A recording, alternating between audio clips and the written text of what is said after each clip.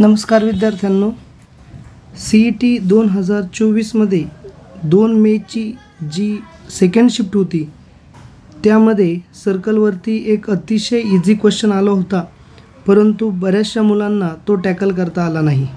आजच्या ह्या लेक्चरमध्ये आपण तो क्वेश्चनची थेरी समजून घेऊन शॉर्ट ट्रिक्सने तो कसा सॉल्व करायचा हे पाहणार आहोत। तर प्रश्न आहे, two tangents drawn from point P17 to circle x square plus y square is equal to 25। सर्कलचं जे आपलं इक्वेशन आहे त्या इक्वेशनला आपण यस बोलतो, म्हणजे आपल्याला काय मिळेल, s is equal to x square plus y square minus 25 हे आपलं झालं सर्कलचं इक्वेशन। आता ह्या सर्कलच्या इक्वेशनमध्ये आपण हा जो पॉईंट आहे हा पॉईंट पुट करणार, त्याला आपण बोलतो S1।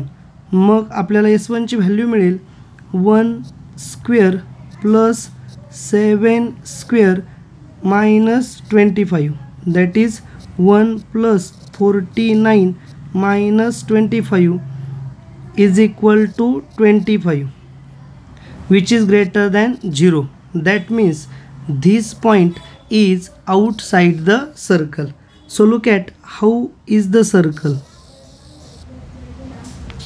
This is the circle and P is the point outside the circle. Now from this point we can draw two tangents touching the circle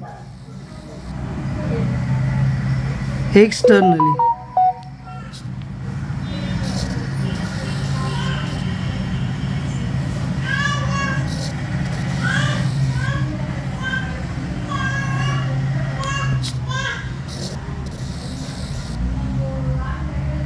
Now these two tangents intersecting each other at point 17.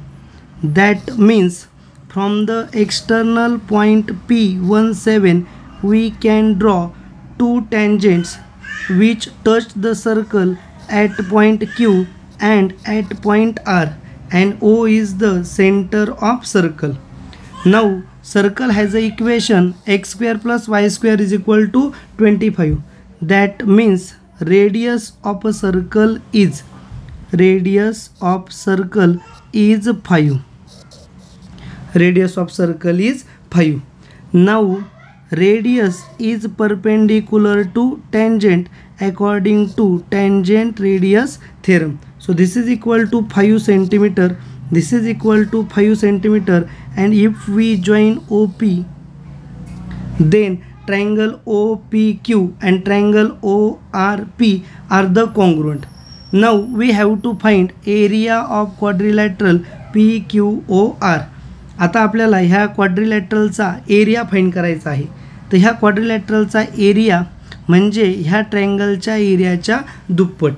मग आता ह्या ट्रायंगलचा area काय येईल, ट्रायंगलचा area half of base means QP and height means OQ। आता PQ हे जे distance आहे हे डिस्टन्स असतं रूट ऑफ S1। मग आता S1 आपण फाइंड केलेला आहे 25, so root of S1 is square root of 25, that is 5. Therefore and radius is 5 centimeter, so area of triangle is half into 5 into 5, that is 25/2। हा झाला तुमच्या ट्रायंगलचा area, परंतु आपल्याला इथे क्वाड्रिलॅटरलचा एरिया विचारला आहे आणि ह्या ट्रायंगलच्या एरियाच्या दुप्पट क्वाड्रिलॅटरलचा एरिया असतो। Therefore area of quadrilateral is equal to 2 into area of triangle. So this is equal to 2 into half into root of S1 into R.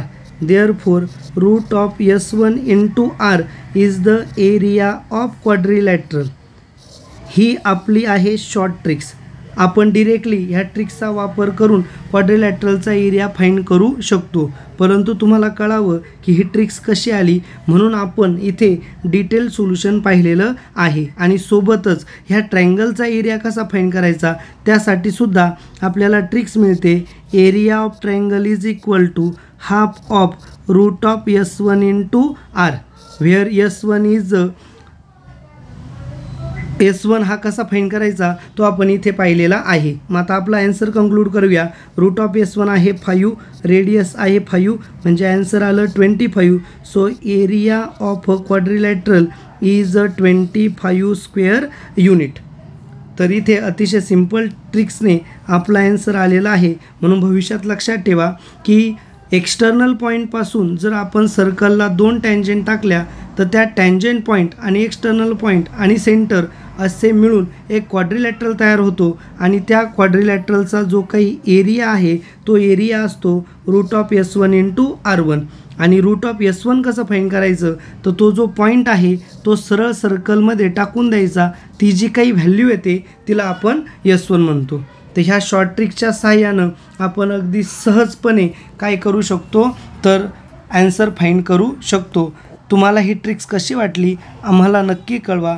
Thank you.